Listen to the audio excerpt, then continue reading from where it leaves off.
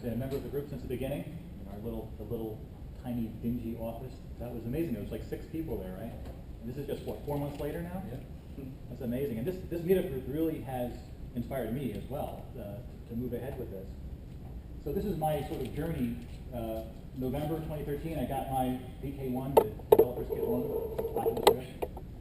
6 months later in May, I had a booth at the VR Expo in Silicon Valley 3 weeks ago and was giving a demo to some random guy there. And how did I do it? I actually have had no 3D game programming experience. The last time I programmed a game was basically on my home computer in the 80s. So I knew about that, but when I first got this, it came with a demo of the Unity Pro, but I never had used it, and I had no idea what to do. So I want to go back to the beginning, when what really inspired me about VR. So this is 40 years ago now. I first went to Walt Disney World as a young child, and this to me was like going into virtual reality. These rides were all around you, and the scenery and the lighting, the sensations were all around you. So this is what got me hooked on VR. Because when I came home to New Jersey, there was nothing like this.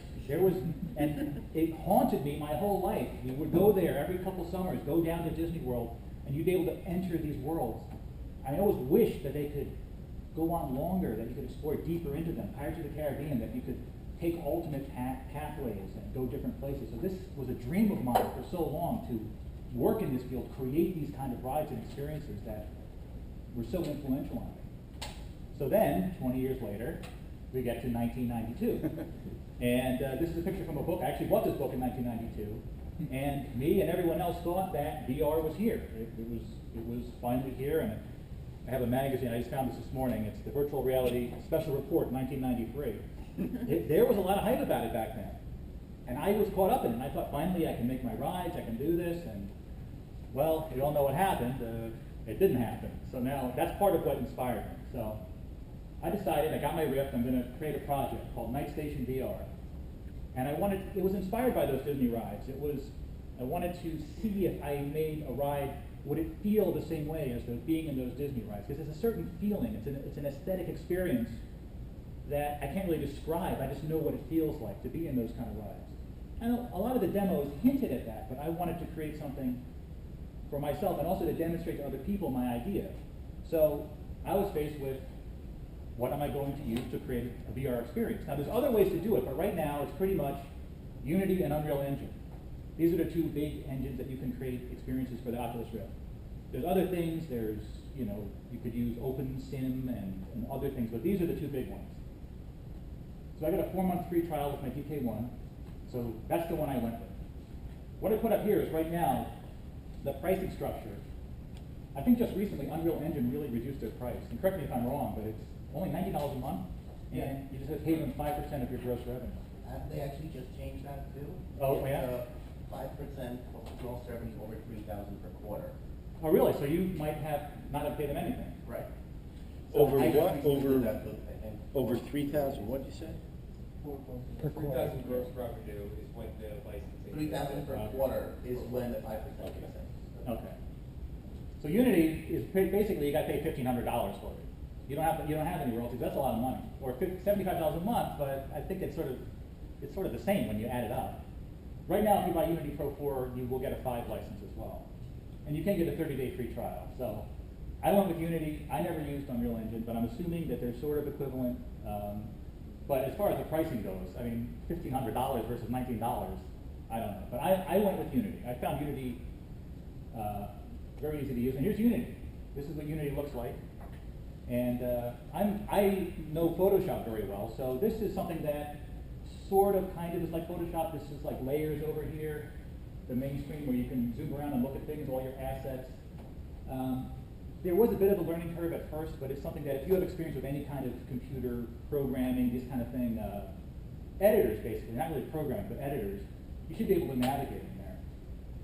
And when you get the Oculus, it came with the Tuscany demo, which you can get the files for Unity. So you can actually open this demo in Unity and start playing around with it. And this is what really got me to understand how Unity works. because you can now, there's a fence all around here. I don't know if anyone has tried this demo, but you walk around this house and it's beautiful scenery, but there's a fence around there and it kind of limits you where you can go. So the first thing I did, I deleted the fence and I went back into the demo and I walked all around this incredible landscape, and you could see, like, at a distance, the mountains were just, they were just backdrops, they were just two-dimensional. But by doing that, this really helped me understand kind of the logic of how you build things in Unity. So this was incredibly helpful. Then there's a Unity asset store. Right within the program, you can buy things, textures and objects, but especially programming resources. My main need was I wanted to create a train that was moving along a path. I had absolutely no idea how to do that. I finally realized there's something called splines. This was just with a lot of Googling. And they sell a lot of different spline packages. I think this is the one I bought, Super Splines, for $30. But I was able to draw a path, attach a train object to it, set an animation, attach the Oculus camera to it, and the train was going. So it was an amazing moment when I figured that out. So there's so many resources in here, it's great.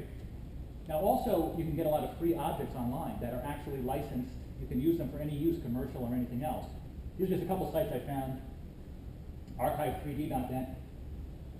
Just tons of great stuff, and some of the objects in my demo, as you'll see when I set it up later, are from here. Another one is tf3dm.com. But you'll find a lot of these assets online because basically all of this whole ecosystem is for creating 3D games, not creating VR. We're sort of just tapping into this now to create VR. It's this incredibly mature world of assets and programming, and so there's a lot of stuff out there. Now when it comes to scripting and coding, this is what I was worried about because I know BASIC, but I don't really know any of these other languages, and I didn't really want to do anything. So I actually created my entire demo. This was the only code I had to use in my entire demo. When you play a video in Unity, you have to put this one line of code in to make it play. So I put that in and it made it play, but then it stopped. So I just Googled, how do you make it repeat? It was that one. So that's all the coding I actually had to put in. The rest of my demo was all moving things around, clicking radio buttons and things.